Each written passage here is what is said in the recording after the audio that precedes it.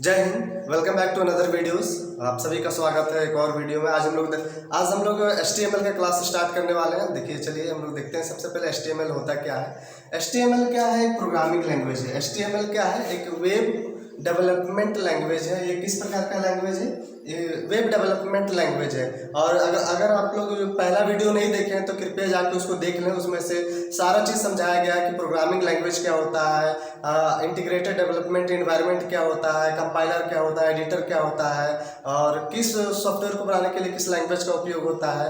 ये सारा चीज़ हम उसमें समझा चुके हैं। कृपया जाके उसको एक बार देख लीजिए। और आज देखते हैं हम लोग कि HTML क्या होता है। HTML क्या है? एक प्रोग्रामिंग लैंग्वेज है जिसके जरिए हम लोग किसी भी प्रकार का वेबसाइट को बना सकते हैं। देखिए, एक कंप्लीट वेबसाइट सिर्फ इसी से वेबसाइट नहीं बन जाता। अगर एक कंप्लीट वेबसाइट बनाना हो तो हम लोग क्या करना पड़ेगा? HTML, यानी दुनिया में जितना भी प्रकार का वेबसाइट्स दिख रहे हैं, Flipkart, Amazon, Facebook, Twitter, LinkedIn या गूगल, जितना भी प्रकार का वेबसाइट्स देख रहे हैं वो क्या होता है? इस प्रकार के लैंग्वेज से, किसी भी एक प्रोग्रामिंग लैंग्वेज से बनाया गया है या बनता है कोई भी सॉफ्टवेयर वेबसाइट्स।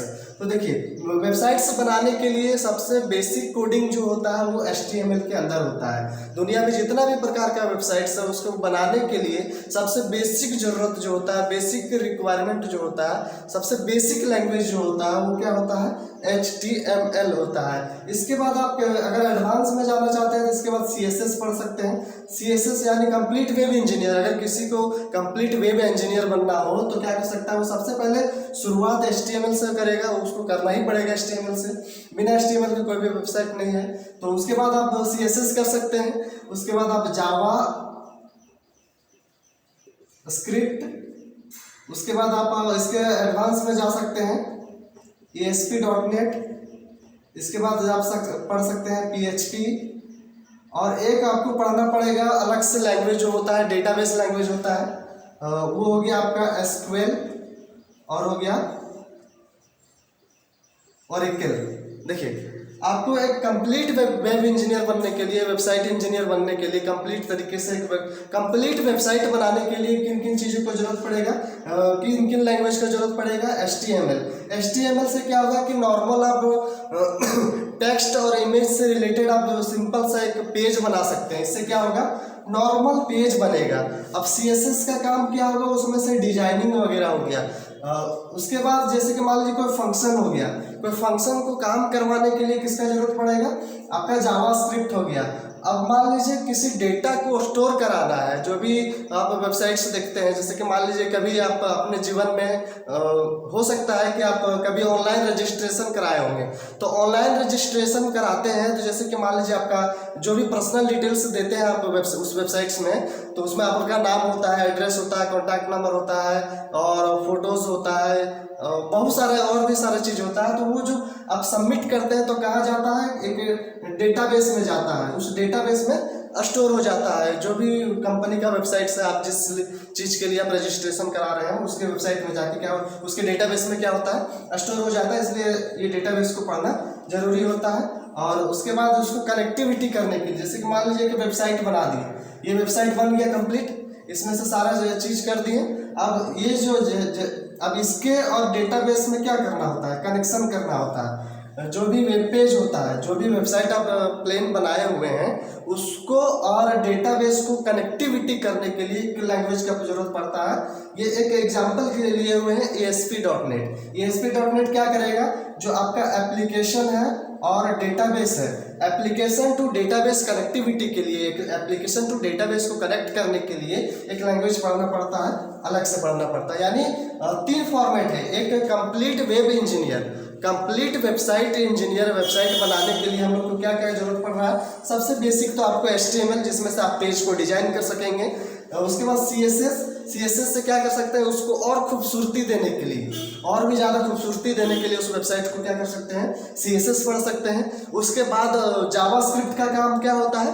किसी भी फंक्शन को काम करवाने के लिए उसको क्या कर सकते हैं? जावास्क्रिप्ट पढ़ सकते हैं। और उसके बाद आपका आता है डेटाबेस। अब मान लीजिए कि डेटाबेस का उपयोग कहाँ होगा? अभी एग्जांपल दिए थे, जो भी इंफॉर्मेशन आप डालेंगे, सारा जो सबमिट करेगा डेटा कहाँ स्टोर होगा? डेटाबेस में। और उसको कनेक्टिविटी करने के लिए एप्लीकेशन टू डेटाबेस किसका उपयोग होगा? ASP.NET का उपयोग होगा। अभी देखिए इसका एग्जांपल, इसमें से क्या डिफरेंस है, देखिए क्या डिफरेंस है। मान लीजिए वो कार है, कार क्या हो गया, कार का सबसे पहले उसका ब्लूप्रिंट बनता है, उसका एक डायग्राम बनता है कि कैसे कैसे इसका डिजाइन होगा, कैसे इसका बॉडी होगा। सबसे पहले क्या बनाते हैं, कार का बॉडी बनता है। कार का क्या होता है, कार हो गया, बाइक हो गया, उसको पेपर में क्या या कंप्यूटराइज हम लोग ड्रॉ करते हैं कि इसका इस तरह का डिजाइनिंग होना चाहिए, इसका लाइट का आगे ऐसा होना चाहिए। तो क्या कर रहे हैं, सबसे पहले बेसिक स्ट्रक्चर बना रहे हैं किसी कार का। तो वो कौन करता है बेसिक स्ट्रक्चर का काम, HTML हो गया। उसके बाद उसको और खूबसूरती लाने के लिए क्या करते हैं, उसमें टायर लगाते हैं, उसमें पेंट करते हैं, उसमें और भी प्रकार का बहुत सारा अलग अलग तरह का कलर करते हैं, सीट वगैरह लगा देते हैं। तो क्या हो जाता है उसमें, क्या क्या हो रहा है, वो CSS का काम करता है। जावास्क्रिप्ट का काम क्या हो गया, बटन दबाए म्यूजिक प्ले हो रहा है, बटन दबाए गाड़ी स्टार्ट हो रहा है, फिर बटन दबाए लाइट्स ऑन हो रहा है। तो क्या कर रहा है, फंक्शन काम कर रहा है, उसमें क्या हो रहा है, फंक्शन काम कर रहा है। तो उसमें से हम वेबसाइट में क्या उपयोग होता है फंक्शन काम करने के लिए, जावास्क्रिप्ट। तो आई होप आप इसे समझे होंगे इस एग्जांपल के थ्रू।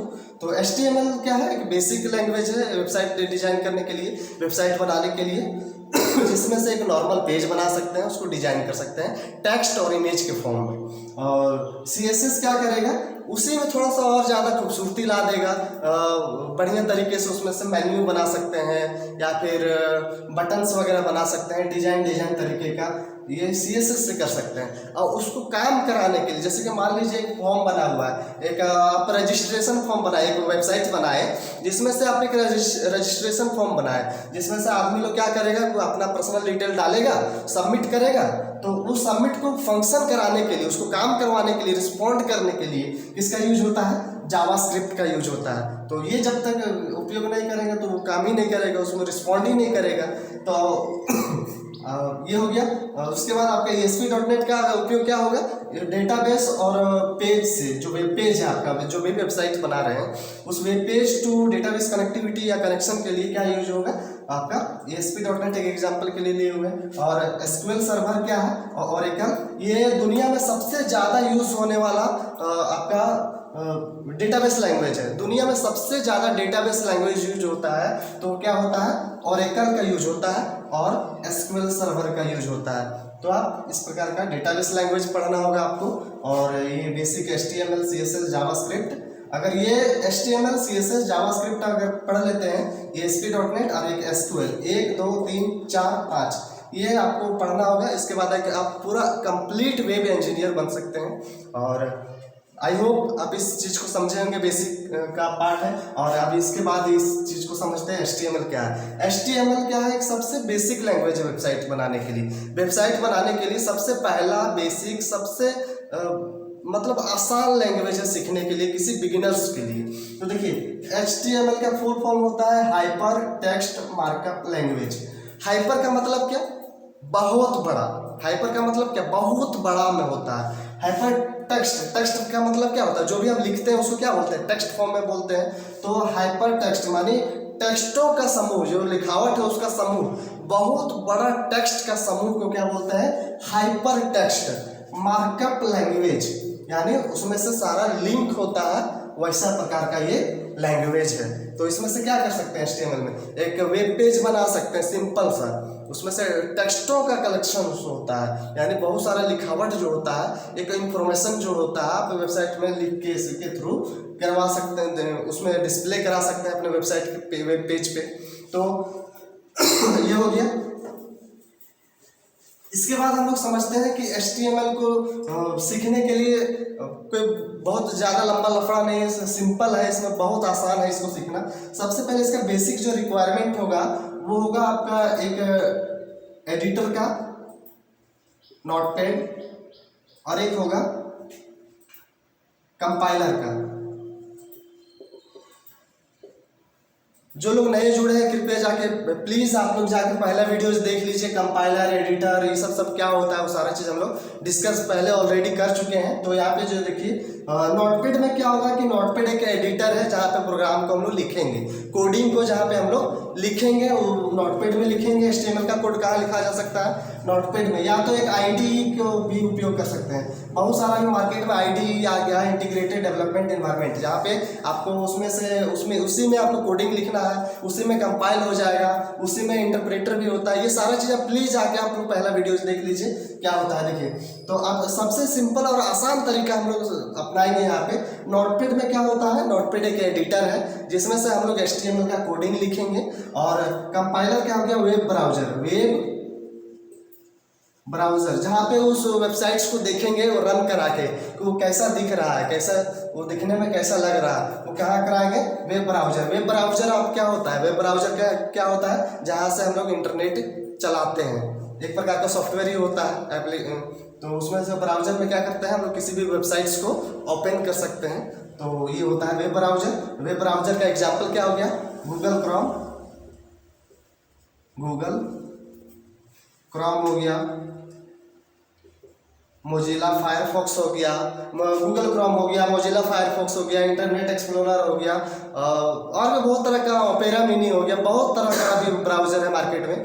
तो जो मोस्ट दुनिया में सबसे ज़्यादा ब्राउज़र का उपयोग होता है, कौन सा यूज होता है विंडोज़ में, ये आपका गूगल क्रोम यूज होता है, मोजिला यूज होता है, इंटरनेट एक्सप्लोरर यूज होता है। यही सारा दुनिया में सबसे ज़्यादा ब्राउज़र का उपयोग अधिकतम देखा जाए तो गूगल क्रोम का ही यूज होता है। तो वो वैसे आपको कंप्यूटर में मिल जाएगा। आपको एक्स्ट्रा इस लैंग्वेज को सीखने के लिए, HTML को सीखने के लिए आपको एक्स्ट्रा किसी और अदर सॉफ्टवेयर को इंस्टॉल करने की जरूरत नहीं है।